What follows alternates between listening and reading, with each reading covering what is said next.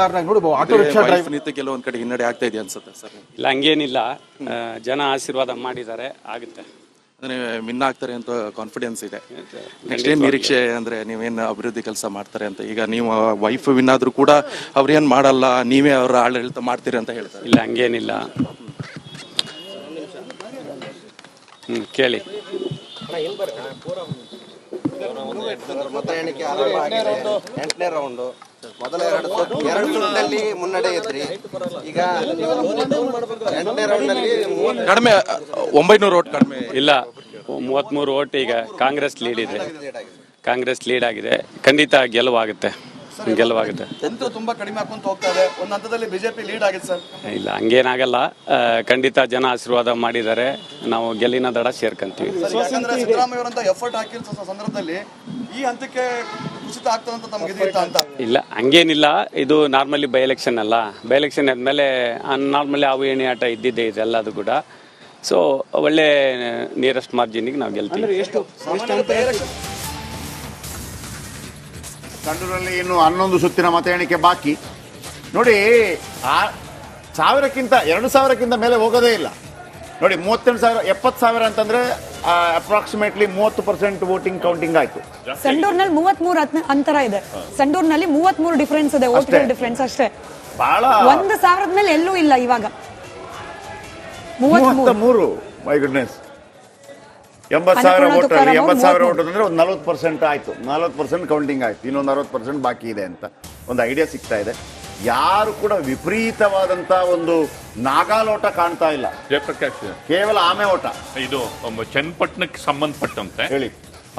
ನೀವು ಒಕ್ಕಲಿಗ ಓಟ್ಗಳು ಕನ್ಸಾಲಿಡೇಟ್ ಆಗ್ತಿರೋದು ನಮಗೆ ಗೊತ್ತಾಗುತ್ತೆ. ಯಾಕೆ ಒಕ್ಕಲಿಗ ಓಟ್ಗಳು ಅಂದ್ರೆ ಜಮೀರ್ ಸ್ಟೇಟ್ಮೆಂಟ್ ಯಾವ ಒಕ್ಕಲಿಗರ ಪರವಾಗಿ ಅದೇ ಹೇಳಿ. ಅಲ್ಲಲ್ಲ, ಇಲ್ಲಿ ಜೆಡಿಎಸ್ಗೆ ಒಕ್ಕಲಿಗ ಓಟ್ಗಳು ಕನ್ಸಾಲಿಡೇಟ್ ಆಗ್ತಿರೋದು ಈಗ ಗೊತ್ತಿಲ್ಲ. ಇನ್ನು ಮುಂದೆ ಯಾವ್ದಾರ ಹೋಬಳಿ ಹೊಡೆದು ಅದು ಲೆಕ್ಕಾಚಾರ ಹೆಂಗ್ ತಲೆಕೆಳಗಾಗ, ಯಾಕೆಂದ್ರೆ ಗ್ಯಾಪ್ ಏನ್ ಜಾಸ್ತಿ ಇಲ್ದಲೇ ಇರೋದ್ರಿಂದ ಅದನ್ನ ಓವರ್ಟೇಕ್ ಮಾಡಕ್ಕೆ ಜಾಸ್ತಿ ರಿಸ್ಕ್ ಏನ್ ಬೇಕಿಲ್ಲ. ಡಿಪೆಂಡ್ಸ್ ಅಪಾನ್ ಟ್ರೆಂಡ್ಸ್ ಇನ್ ಹೋಬಳಿ. ಆಯ್ತಾ? ಹೀಗಾಗಿ ಆ ಒಕ್ಕಲಿಗ ಓಟ್ಗಳು ಕನ್ಸಾಲಿಡೇಟ್ ಆಗಿರೋದ್ರಿಂದ ಎಲ್ಲೋ ಒಂದ್ ಕಡೆ ಜಮೀರ್ ಸ್ಟೇಟ್ಮೆಂಟ್ ಯಾವ ಇಂಪ್ಯಾಕ್ಟ್ ಆಗಿದೆ ಅನ್ನೋದಕ್ಕೆ ಈ ರಿಸಲ್ಟ್ ಬೇಸಿಸ್ ಮೇಲೆ ನಮಗೆ ತಕ್ಕ ಮಟ್ಟಿಗೆ ಸುಳಿವು ಸಿಗ್ತಾ ಇದೆ ಅಂತ ನನಗೆ ಅನ್ನಿಸ್ತಾ ಇದೆ. ಹೆಂಗೆ ಅಂತ ಹೇಳಿ ನನಗೆ. ಈಗ ಒಕ್ಕಲಿಗರು ಓಟು ಹೆಚ್ಚು ಕಾನ್ಸಂಟ್ರೇಟ್ ಮಾಡಿರೋದ್ರಿಂದ ಎಲ್ಲೋ ಒಂದ್ ಕಡೆ ವೈಯಕ್ತಿಕವಾಗಿ ಅದನ್ನ ನಮಗೆ ಒಕ್ಕಲಿಗ ಸಮುದಾಯಕ್ಕೆ ಅಂದ್ರು ಅವರು ಅನ್ನುವಂತಹ ವಿಚಾರ ಅದು ದೊಡ್ಡ ಕಾಂಟ್ರವರ್ಸಿ ಆಯ್ತಲ್ಲ. ಮುಸ್ಲಿಂ ಓಟ್ ಕೂಡ ಕಾನ್ಸಲ್ಟೇಟ್ ಆಗಿರ್ಬೋದಲ್ಲ. ಮುಸ್ಲಿಂ ಓಟ್ ಸಂಖ್ಯೆ ಕಮ್ಮಿ ಅಲ್ವಾ? ಕನ್ಸಾಲಿಡೇಟ್ ಆದ್ರೂ ಕೂಡ ಮುಸ್ಲಿಂ ಓಟು ಕನ್ಸಾಲಿಡೇಟ್ ಆದ್ರೂ ಕೂಡ 26-27 ಇದೆ. ಒಂದ್ 2-3 ತೆಗಿದೆ, ಒಂದ್ 25,000 ಓಟ್ ಬಿದ್ದಿರಬಹುದು ಅಷ್ಟೇ. ಒಕ್ಕಲಿಗರು ಓಟು 1,20,000 ಸರಿಸುಮಾರು ಓಟ್ ಇದೆ. ಹೆಚ್ಚು ಸಂಖ್ಯೆನಲ್ಲಿ ಅಲ್ಲಿ ಕನ್ಸಾಲಿಡೇಟ್ ಆಗಿರೋದ್ರಿಂದ. ಆಮೇಲೆ OBC ಬೇರೆ ಇದೆ, ಈರುಳಿಗರು, ಆಮೇಲೆ ಇನ್ ಬೇರೆ ಬೇರೆ ಸಮುದಾಯ ಟ್ರೈಬಲ್ಸ್ ಅಲ್ಲಿ ಹೆಚ್ಚಿದೆ. ಅವರೆಲ್ಲ ಕನ್ಸಾಲಿಡೇಟ್ ಆದ್ರೆ ನ್ಯಾಚುರಲಿ ಈ ಮೈನಸ್ ಆಗುತ್ತಲ್ಲ. ಕಳೆದ ಬಾರಿ ಕುಮಾರಸ್ವಾಮಿ ಬಿದ್ದಂತಹ ಮುಸ್ಲಿಂ ಓಟ್ ಕಮ್ಮಿ ಆಯ್ತು ಅಂದ್ರೆ ಅದನ್ನ ಈ ವೋಟ್ ಮ್ಯಾನೇಜ್ ಮಾಡ್ಕೋಬಹುದು. ಅಂದ್ರೆ ಜಮೀರ್ ಅಹಮದ್ ಖಾನ್ ಅವರ ಮೊದಲನೇ ಹೇಳಿಕೆ ಮುಳುವಾಯ್ತು, ಎರಡನೇ ಹೇಳಿಕೆ ಮುಳುವಾಯ್ತು? ಅದು ಪ್ರಶ್ನೆ. ಅದೇ ಎರಡನೇ ಹೇಳಿಕೆ, ಅದೇ ಲಾಸ್ಟ್ ಅಲ್ಲಿ ಎಲೆಕ್ಷನ್ ಟೈಮ್ ಅಲ್ಲಿ ಹೇಳಿದ್ರಲ್ಲ, ಅಂದ್ರೆ ಅದ್ರ ಇಂಪ್ಯಾಕ್ಟ್ ಅಲ್ಲ. ಈಗ ಒಂದು ಕುಮಾರಸ್ವಾಮಿ ಅವರನ್ನ ಹೇಳಿದಂತ ಮಾತುಗಳನ್ನ ಸ್ವಲ್ಪ ಜನಗಳು ಬಿಟ್ಟು ಬಿಡ್ತಿದ್ರೇನು. ಆದ್ರೆ ದೇವೇಗೌಡರ ಪರ್ಚೇಸ್ ಮಾಡ್ತೀವಿ ಸ್ವತಃ CP ಯೋಗೇಶ್ವರ ಹೇಳ್ತಾರೆ ಏನು ಅಂತಂದ್ರೆ ದೊಡ್ಡ ಲೀಡ್ ಬಂದ್ಬಿಡ್ತು ಯೋಗೇಶ್ವರ್ಗೆ 3,600. ತಪ್ಪು. ಓಕೆ. ನಿಖಿಲ್ ಹಿಂದಕ್ಕೆ ಮುನ್ನುಗ್ತಾ ಇರುವ ಸೈನಿಕ ಯೋಗೇಶ್ವರ್ ಅವರಿಗೆ ಮುನ್ನಡೆ. 7ನೇ ಸುತ್ತಿನಲ್ಲಿ 3,662 ಮತಗಳ ಮುನ್ನಡೆಯನ್ನ ಕಾಯ್ದುಕೊಂಡಿದ್ದಾರೆ CP ಯೋಗೇಶ್ವರ್. ಇದೀಗ ಉಲ್ಟಾ ಸ್ವಾತಿ ಚಂದ್ರಶೇಖರ್ ಅವರ ಮುಖದಲ್ಲಿ ದೊಡ್ಡ ಸ್ಮೈಲ್. ಕ್ಯಾಮ್ರಾದಲ್ಲಿ ತೋರ್ಸ್ರಪ್ಪ ಸ್ವಾತಿ ಅವ್ರನ್ನೊಂದ್ಸತಿ. ಸ್ವಾತಿ ಅವರೇ, ಅಲ್ಲ ಸರ್ ಹೇಳ್ದಾಗೆ ಒಂದ್ ಯಾವ್ದೋ ಹೋಬಳಿ ಅಥವಾ ಒಂದ್ ಯಾವ್ದೋ ಸುತ್ತಿನ ಇರಬಹುದು, ಬಟ್ ಸ್ಟಿಲ್ ಅವ್ರಿಗೆ ಹೇಳ್ಬೋದಲ್ಲ. ನಾನಿರೋ ತನಕ ನೋಡಿ ಮೇಡಮ್, ನಾನ್ ಪ್ಯಾನಲ್ ಇರೋ ತನಕ ಕಾಂಗ್ರೆಸ್ಗೆ ಲಾಭ ಇತ್ತು ಅಂತ ಹೇಳಿ. ಅಲ್ಲ, ಮುನ್ನಡೆನೆ ಹಿನ್ನಡೆನೆ. ಹೌದು, ಎಲ್ಲ ಹೋಲಿಸಿದ್ರೆ 20, 100, 200 ಇತ್ತು. ಇದು big lead. It's a big lead. Exactly. ನಿಮಗೆ ಅವ್ರು ಹೇಳ್ತಾ ಇದ್ರಾಗ್ಲೇ 700, 300, 400 ಬೇರೆ. ಇದು ಡೈರೆಕ್ಟ್ ಜಂಪ್. ಇದೇ ಪ್ರಶ್ನೆ, ಡೈರೆಕ್ಟ್ ಜಂಪ್. ಒಂದು ಪ್ರಶ್ನೆ ಚನ್ನಪಟ್ಟಣಕ್ಕೆ ಬರೋಣ. ಒಕ್ಕಲಿಗ ಓಟ್ ಕನ್ಸಲ್ಟೇಟ್ ಆಯ್ತು ಅಂತೇಳಿ ನಾವು ಡೇ 1 ಇಂದ ಪ್ರತಿಪಾದಿಸ್ತಾ ಇದ್ದೀವಿ. ಚನ್ನಪಟ್ಟಣದಲ್ಲಿ ಎಲ್ಲೂ ಕೂಡ ಪಾರ್ಟೀಸ್ ಅಂತಿಲ್ಲ. ಅಲ್ಲಿ ದೇವೇಗೌಡರು, ಅಲ್ಲಿ DK ಬ್ರದರ್ಸ್, ಇದು ಇನ್ನೊಂದು ಕಡೆ ಸಿ ಪಿ ಯೋಗೇಶ್ವರ್ ಸ್ವಂತ ಶಕ್ತಿಗಳಲ್ಲಿ ಅಂತೇಳಿ. ಹಾಗಂತ ಎಲ್ಲರೂ ಕೂಡ ಒಕ್ಕಲಿಗ ಸಮುದಾಯಕ್ಕೆ ಸೇರಿದವರು, ಎಲ್ರಿಗೂ ಅವ್ರದ್ದೇ ಆದಂಥ ಪ್ರಭಾವಳಿಗಳಿದೆ, ಶಕ್ತಿಗಳಿದೆ. ಆದರೆ ಈ ಹೇಳಿಕೆಯಿಂದ ಒಕ್ಕಲಿಗ ಓಟ್ ಕನ್ಸಲ್ಟೇಟ್ ಆಯಿತು ಅಂತ ಬರುತ್ತೆ. ಅಂದರೆ ಅರ್ಧಕ್ಕರ್ಧ ಇರೋದೇ ಒಕ್ಕಲಿಗ ಓಟ್ಗಳು. ನಿಮ್ಗೆ ಹಂಗೆ ಅನ್ಸುತ್ತಾ ಹೇಳಿಕೆ, ಎರಡನೇ ಹೇಳಿಕೆ ಅಷ್ಟೊಂದು ಮಾರಕವಾಗ್ಬೋದು ಕಾಂಗ್ರೆಸ್ಗೆ? ಜಮೀರ್ ಹೇಳಿದ ಕಾರಣಕ್ಕಾಗಿ ಎಲ್ಲ ಮುಸ್ಲಿಂ ಓಟ್ಗಳು 90% ಕಾಂಗ್ರೆಸ್ಗೆ ಬಂತು, ಓಕೆ. ಆದರೆ ಎಲ್ಲಿ ಒಕ್ಕಲಿಗ ಓಟ್ಗಳು ಸ್ವಲ್ಪ ಮಟ್ಟಿಗೆ ಕಾಂಗ್ರೆಸ್ಗೆ ಬರಬೇಕಾಗಿತ್ತೋ ಒಂದು ಪೋರ್ಷನ್ ಬರುತ್ತೆ, ಅದರ ಜೊತೆಗೆ ಕಾಂಗ್ರೆಸ್ಗೆ ಬರ್ತಿತ್ತು, ಅದು ವಾಪಸ್ ಹೋಯ್ತು JDSಗೆ. ಇಲ್ಲ, ಇದು ಒಕ್ಕಲಿಗರ ಬಗ್ಗೆ ಇಂಥ ಹೇಳಿಕೆಯನ್ನು ಕೊಟ್ಟರು ಅಂತೇಳಿ ನಿಮ್ಗೆ ಅನ್ಸುತ್ತಾ? ಅದು ಅಲ್ಲಿ ಜಮೀರ್ ಬಂದು ಎಲೆಕ್ಷನ್ ಕಂಟೆಸ್ಟ್ ಮಾಡ್ತಾ ಇಲ್ಲ, ಅಲ್ಲಿ ಚುನಾವಣೆ ನಡೀತಾ ಇರುವಂತದ್ದು CP ಯೋಗೇಶ್ವರ್ ಮತ್ತು ನಿಖಿಲ್ ಕುಮಾರಸ್ವಾಮಿ ಮಧ್ಯ. ಇದು ಬಹಳ ಕ್ಲಿಯರ್. ಇನ್ನೊಂದು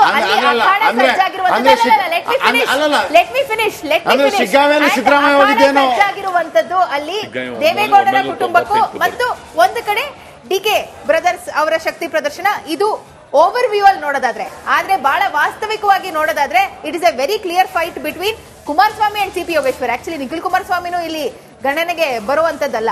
ಅಂಡ್ CP ಯೋಗೇಶ್ವರ್ ಅವರ ಸ್ಟ್ರೆಂತ್ ನ ನೀವು ಅಲ್ಗಳಿಯೋದಕ್ಕೆ ಸಾಧ್ಯ ಇಲ್ಲ.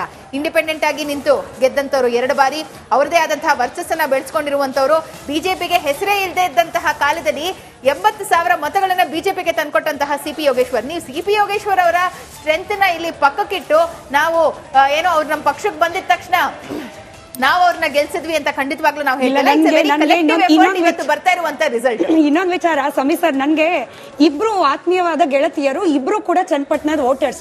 ಚೇತನ ಅಂತ ನಮ್ಮ ಆಫೀಸಲ್ಲೇ ಇದ್ದಾರೆ, ಇನ್ನೊಬ್ರು ಪರಿಣಿಕಾ ಅಂತ. ಫ್ಯಾಮಿಲಿ ಹೆಂಗ್ ವೋಟ್ ಮಾಡಿದೆ ಇದೇನೇ ಟ್ರೆಂಡ್ ಆಗಿ ಗೊತ್ತಿಲ್ಲ ನನ್ಗೆ. ಯೋಗೇಶ್ವರ್ ಅವರು ನಮ್ ಜನ ಅಪ್ಪ, ಹಿಂಗಾಗಿ ಫ್ಯಾಮಿಲಿಯಲ್ಲಿ 4 ಓಟಿದ್ರೆ 2 ಓಟ್ ಇವ್ರಿಗೆ, 2 ಓಟ್ ಹಿಂಗೆ ಆಯ್ತಾ.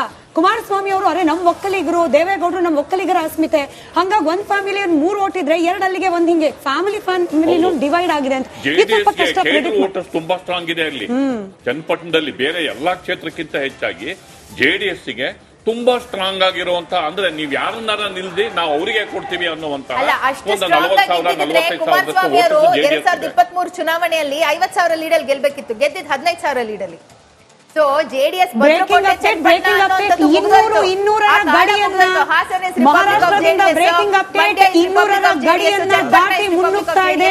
ಮಹಾಯುತಿ ದ್ವಿಶತಕ.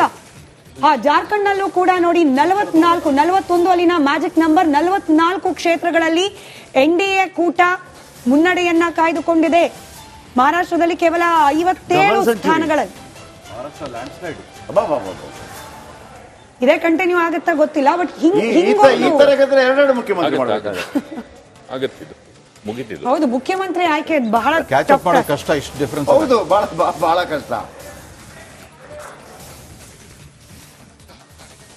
ಘೋಷಣೆಗಳು ಪ್ರಾರಂಭ ಆಗಿದೆಯಂತೆ ಚನ್ನಪಟ್ಟಣದಲ್ಲಿ. ಕಾರ್ಯಕರ್ತರು ಯೋಗೇಶ್ವರ್ ಅವರಿಗೆ 3,000+ ಲೀಡ್ ಬಂದ ತಕ್ಷಣ ಗೆಲ್ತಾರೆ ಯೋಗೇಶ್ವರ್ ಗೆಲ್ತಾರೆ, DK ಅಂತ ಕೂಗ್ತಿದ್ದಾರಂತೆ. ನೆಕ್ಸ್ಟ್ ಸುತ್ತು ಬಂದ್ಮೇಲೆ ಇದೇ ರೀತಿಯಲ್ಲಿ ಇರುತ್ತಾ ಕಾದ್ ನೋಡೋಣ.